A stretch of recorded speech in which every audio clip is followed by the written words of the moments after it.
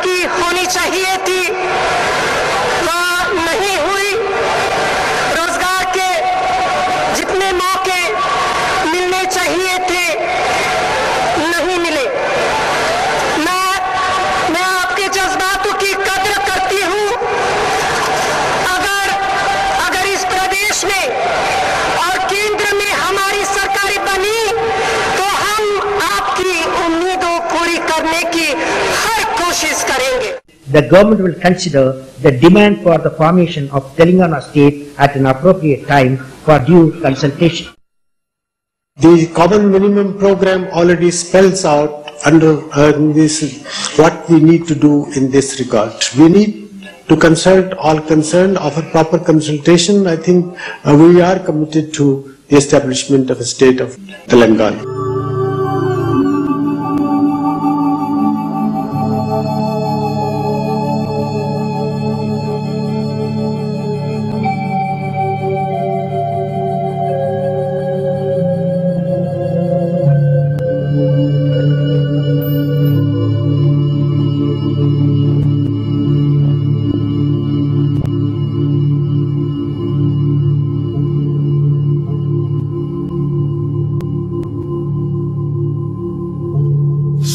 September 1948, more than a year after India's independence, Telangana became free from centuries of feudal oppression.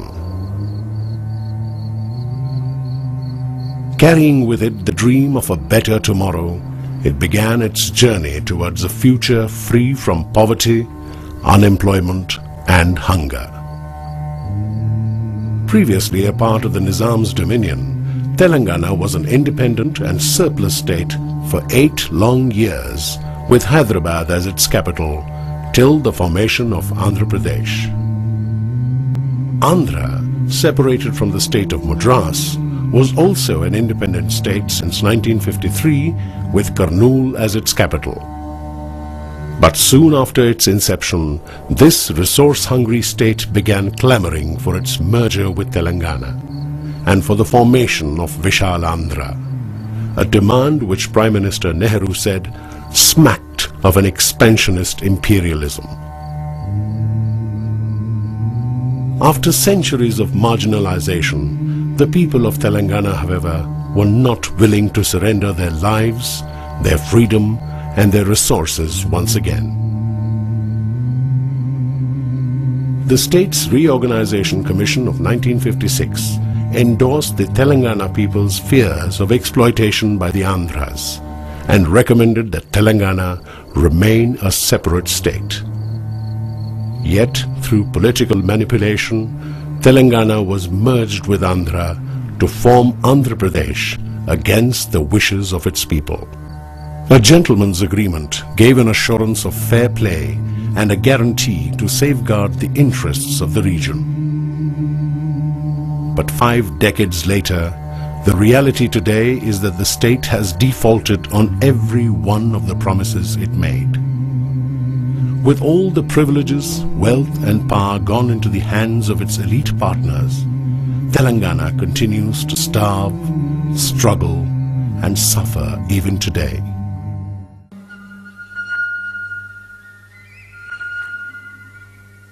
Two of India's mighty rivers, Krishna and Godavari, wind their way through Telangana, gathering more than 2/3 of their waters from here. The Hyderabad government during its regime had made an ambitious blueprint to harness these waters. It was imagined that irrigation projects on these rivers would take at least 70 lakh more acres into their fold and turn this arid and overexploited region into a green and prosperous one. But with the merger of the two states in 1956, the fate of Telangana got sealed forever. All the projects contemplated before the merger were abandoned. Those already in process came to a grinding halt, and the ones promised in the new setup are either yet to take off or remain eternally unfinished. For almost 50 years, the people of Telangana have waited silently for the water they believed was theirs, unaware that their land, water and projects would be taken away bit by bit, and even their age-old resources would be allowed to dry up, silt and decay. In Telangana, the area under surface irrigation has in fact shrunk by almost half, from 20 lakh acres in 1956 to just about 12 now. After all these years, the image of Telangana is very disquieting today.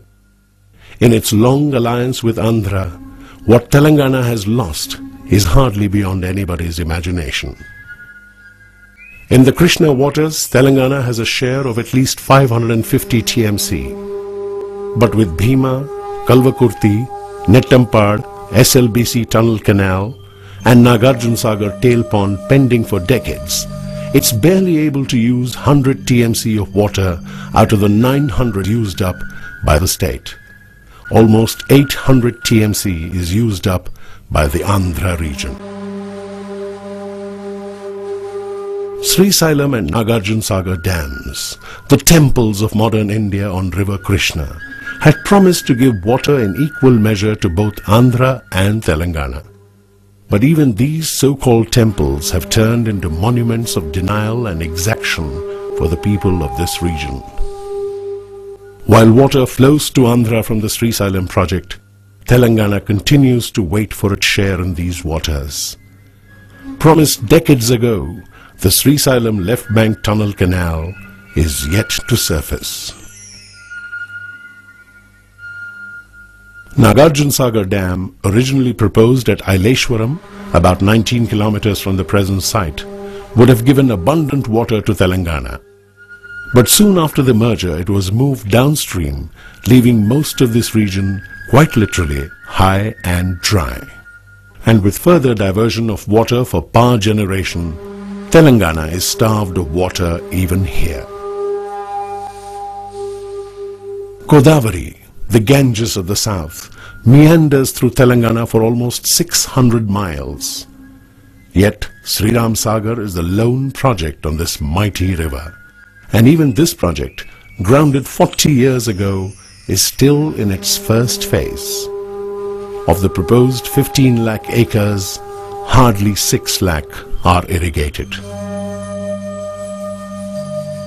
Ichampalli, a lift irrigation project proposed by the Nizam's government years ago, is still in doubt.